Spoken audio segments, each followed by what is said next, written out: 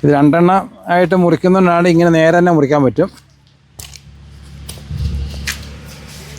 പലരും ഇവിടെ നഴ്സറി വന്നിട്ട് ചേന വാങ്ങും, അവർക്ക് മുറിക്കാൻ അറിയത്തില്ല. അപ്പോൾ ചില സമയത്ത് ഞാനുണ്ടാകത്തില്ല. അപ്പോൾ അവർ എന്നെ കാത്തു നിന്നിട്ട് മുറിച്ച് വാങ്ങിക്കൊണ്ട് പോകും, കാരണം അവർക്ക് അറിയത്തില്ല ഇത്. ചേനയ്ക്ക് നമ്മൾ കുഴിയെടുക്കാൻ പോവുകയാണ്. നമുക്ക് ചേനയ്ക്ക് അധികം വലിപ്പമുള്ള കുഴി വേണ്ട കേട്ടോ. നല്ല അഴുകി പൊടിഞ്ഞ ചാണകം പോലെ ഉണ്ടോ, നല്ല സൂപ്പർ ചാണകപ്പൊടിയാണ്.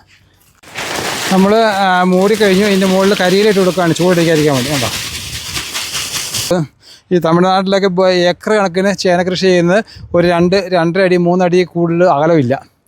നമ്മളോട് സാധാരണ ഒരു 1.5 മീറ്റർ അകലത്തിൽ നമ്മൾ സാധാരണ ഇവിടെയൊക്കെ ചേന നടുന്നത്. അത് മേലെ വിരിഞ്ഞു കഴിഞ്ഞാൽ 1-2 മീറ്ററൊക്കെ വരും. പ്രിയ കർഷക സുഹൃത്തുക്കളെ, നമ്മുടെ ചാനലിലേക്ക് സ്വാഗതം. ഇന്ന് ഞാൻ നിങ്ങളുമായിട്ട് പങ്കുവയ്ക്കാൻ പോകുന്നത് ചേന എങ്ങനെ മുറിക്കണം, അത് എങ്ങനെ നടണം, അതിൻ്റെ പരിചരണം അങ്ങനെയൊക്കെയാണെന്നുള്ളത്, അതിനെപ്പറ്റിയാണ്. ഇപ്പോൾ നമ്മൾ കാണുന്നുണ്ട് ചേനയെല്ലാം നമ്മൾ ഇഷ്ടംപോലെ നമ്മുടെ അടുത്ത് കൈവശമുണ്ട്. ഇപ്പം മുള വന്ന് തുടങ്ങി ഉണ്ടോ, ചേന നല്ല മുളയിൽ നിൽക്കുകയാണ്. ഇതാണ് നമ്മളിപ്പം മുറിക്കുന്നതൊക്കെ കാണിക്കാൻ പോകുന്നത്. കണ്ടോ, ഇപ്പം 4 മുളയുണ്ട്. 4 മുള നമ്മൾ ഉപയോഗിക്കുന്നില്ല, ഇതിനകത്ത് 2 എടുക്കുന്നുള്ളൂ. കാരണം സാധാരണ നമ്മൾ ചേന നടാൻ ഉപയോഗിക്കുമ്പോൾ പറയുന്നത് ഒരു കഷ്ണത്തിന് 1.5 കിലോ തൂക്കം വരത്തക്ക രീതിയിലാണ് നമ്മൾ അതിനെ മുറിച്ചെടുക്കുന്നത്. പക്ഷെ നമുക്ക് ഇപ്പോഴത്തെ ഇതിൽ അറിയാം, ചേന പണ്ടത്തെ പോലെ 10 കിലോ 15 കിലോ ഒന്നും കൊണ്ട് കടയിൽ കൊടുത്താൽ അവരെ എടുക്കുകയില്ല. അപ്പോൾ എല്ലാവരും അത് അതിൻ്റെ തൂക്കം കുറച്ചുകൊണ്ട് വരിക. അപ്പോൾ നമ്മളൊരു 3, 4, 5 കിലോ അല്ലെ ഒരു 6-7 കിലോയൊക്കെ വരുന്ന രീതിയിലേക്കാണ് നമ്മൾ കൃഷി ചെയ്താൽ മതി. കാരണം കൂടുതലായി നമുക്ക് വിൽപ്പനയൊക്കെ ബുദ്ധിമുട്ടായിരിക്കും, വിൽക്കാൻ താല്പര്യമുള്ളവർക്ക്. അതല്ല തന്നെ വീട്ടിൽ ഉപയോഗിക്കുകയാണെങ്കിൽ നമുക്ക് ചെറിയ ചേന നല്ലത്. ഇപ്പോൾ എല്ലാം അറിയാം, അണുകുടുംബങ്ങളാണ്, വീട്ടിൽ ആൾക്കാർ കുറവാണ്. ഒരു ചേന മുറിച്ചാൽ ചിലപ്പോൾ അത് കുറേ ദിവസം ഇരിക്കും. അപ്പം നമ്മൾ ചെറിയ അതാണ് നല്ലത്. അപ്പോൾ ഇത് ഇപ്പോൾ നമ്മൾ മുറിക്കാൻ പോവുകയാണ്. അത് നമ്മൾ കാണിച്ചു തരാം. മുറിക്കുമ്പോൾ നമ്മൾ അടിയിൽ ചാക്കോ എന്തെങ്കിലും കഷ്ണം, തുണി കഷ്ണമോ അല്ലെങ്കിൽ എന്തെങ്കിലും വെച്ച് കഴിഞ്ഞാൽ നല്ലതാണ്. കാരണം അടിയിൽ തൊലി പോകാതിരിക്കാൻ വേണ്ടി അതിങ്ങനെ വെച്ചിട്ട് ഈ 2 മുള നമ്മൾ എടുത്ത് കളയാണ്, അല്ലെങ്കിൽ അത് വരും.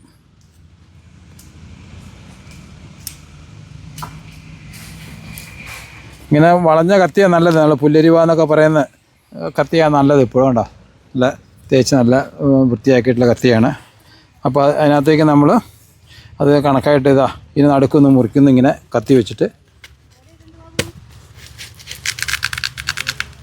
ഇത് 2 ആയിട്ട് മുറിക്കുന്നതുകൊണ്ടാണ് ഇങ്ങനെ നേരെ തന്നെ മുറിക്കാൻ പറ്റും. പലരും ഇവിടെ നഴ്സറി വന്നിട്ട് ചേന വാങ്ങും, അവർക്ക് മുറിക്കാൻ അറിയത്തില്ല. അപ്പോൾ ചില സമയത്ത് ഞാനുണ്ടാകത്തില്ല. അപ്പോൾ അവർ എന്നെ കാത്തു നിന്നിട്ട് മുറിച്ച് വാങ്ങിക്കൊണ്ട് പോകും, കാരണം അവർക്ക് അറിയത്തില്ല ഇത്. അതുകൊണ്ടാണിത് നമ്മൾ കണ്ടോ, ഓക്കെ, നല്ല 2 ഭാഗം. ഇത് 2 കഷ്ണമായി. ഇത് നമ്മൾ ഒരു 2 കുഴിയിലേക്ക് നടാൻ വേണ്ടിയുള്ള വലുപ്പത്തിലുള്ളതായി. ഇനി വേണമെങ്കിൽ കുറച്ച് 3 ആയിട്ട് മുറിക്കുന്നത് വേണേൽ കാണിച്ചു തരാം, നോക്കട്ടെ. മുള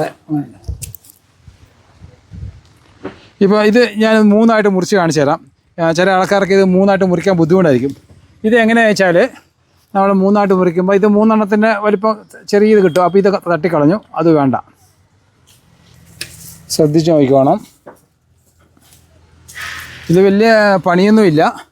ഇപ്പോൾ കണ്ട, ആദ്യം നമ്മൾ മുറിച്ചതിൻ്റെ അടിയിൽ ഇത് നമ്മൾ നെറ്റൊക്കെ വെച്ചായിരുന്ന അടിയിലൊന്നും പറ്റിയിട്ടില്ല.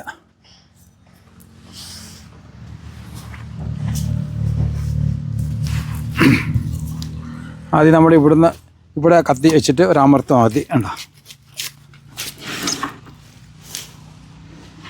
കഷ്ണത്തിന് കുറച്ച് വലിപ്പം കൂടാൻ വേണ്ടി നമ്മളിങ്ങനെ മുറിച്ചു.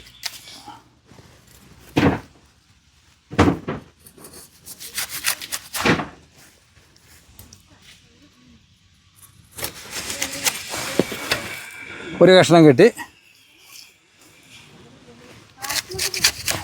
ഉണ്ടോ, 3 കഷ്ണമായി. നോക്കി, നല്ല വൃത്തിയിൽ നല്ല ക്ലിയറായിട്ട് 3 കഷ്ണം മുറിച്ചെടുത്തു. ഉണ്ടോ, അപ്പോൾ ചെറിയ കുടുംബക്കാർക്കൊക്കെ ഇങ്ങനെ ചെറിയതായിട്ട് മുറിച്ചെടുത്താൽ മതി. മുള 3-4 ഉണ്ടാവും. അപ്പോൾ അധികം നമ്മൾ തീരെ ചെറുതാക്കാൻ പാടില്ല. ഇത്രയൊക്കെ ഉണ്ട് കുഴപ്പമില്ല, അതിലൊക്കെ ചെറുതാക്കാൻ പാടില്ല. അപ്പോൾ ഇത് നമ്മൾ നടാൻ പോവുകയാണ്. നമ്മൾ കാണിച്ചു തരാം. ചേനയ്ക്ക് നമ്മൾ കുഴിയെടുക്കാൻ പോവുകയാണ്.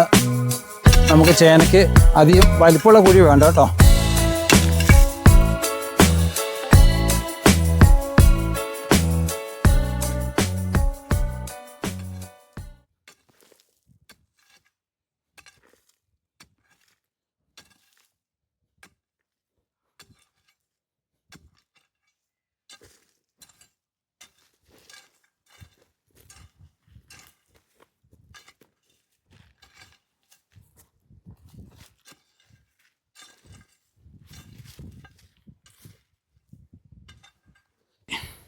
ചെറിയ ചേനയായിട്ട് കുറച്ച് വിസ്താരം കുറവ് മതി, അതി ആഴം വേണ്ട, നമ്മൾ ചെറിയ താഴ്ചയിൽ മതി ചേന ഇടാൻ വേണ്ടി.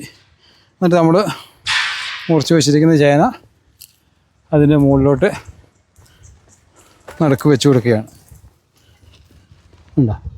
ഇങ്ങനെ വെച്ച് കഴിഞ്ഞാൽ ഇനി ഇതിൻ്റെ മുകളിലാണ് നമ്മൾ ചാണകപ്പൊടിയൊക്കെ ഇടുന്നത്. കാരണം നമ്മൾ ചേനക്കൊക്കെ മെയിനായിട്ട് ജൈവവളമാണ് നമ്മൾ ഉപയോഗിക്കുന്നത്. ചാണകപ്പൊടി ഏറ്റവും കൂടുതലായിട്ട് ഉപയോഗിക്കുന്നത് ചാണകപ്പൊടി ഉപയോഗിച്ചിട്ടാണ് നമ്മൾ ഇത് ചെയ്യുന്നത്. നല്ല അഴുകി പൊടിഞ്ഞ ചാണകം പോലെ ഉണ്ടോ, നല്ല സൂപ്പർ ചാണകപ്പൊടിയാണ്. ഇതിന് മുകളിൽ ഇട്ട് കൊടുക്കുക.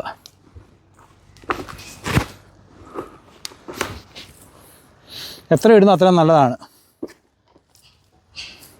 അപ്പോൾ പെട്ടെന്ന് വേര് പിടിച്ച് കയറി വരും. ഇനി നമ്മൾ കുറച്ച് മണ്ണിട്ട് കൊടുക്കുകയാണ്. അധികം മണ്ണ് വേണ്ട.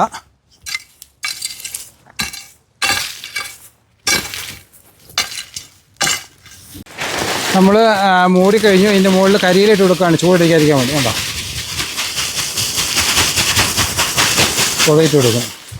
അത് നിർബന്ധമാണ് നമുക്ക് ചൂടടിക്കാതിരിക്കാൻ വേണ്ടി.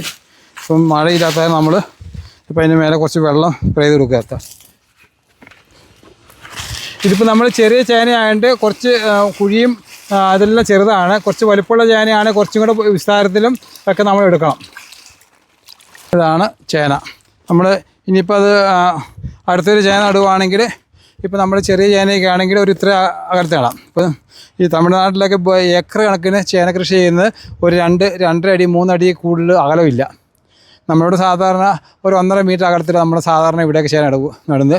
അത് മേലെ വിരിഞ്ഞു കഴിഞ്ഞാൽ 1-2 മീറ്ററൊക്കെ വരും. കാരണം അത് വിരിഞ്ഞു കഴിഞ്ഞാൽ ഇങ്ങനെ വിടുന്നു നിൽക്കും. അപ്പോൾ ഒന്നൊന്നത്തെ മുട്ടാത്ത രീതിയിലേക്ക് അങ്ങനെ നമ്മൾ ചെയ്യുന്നത്.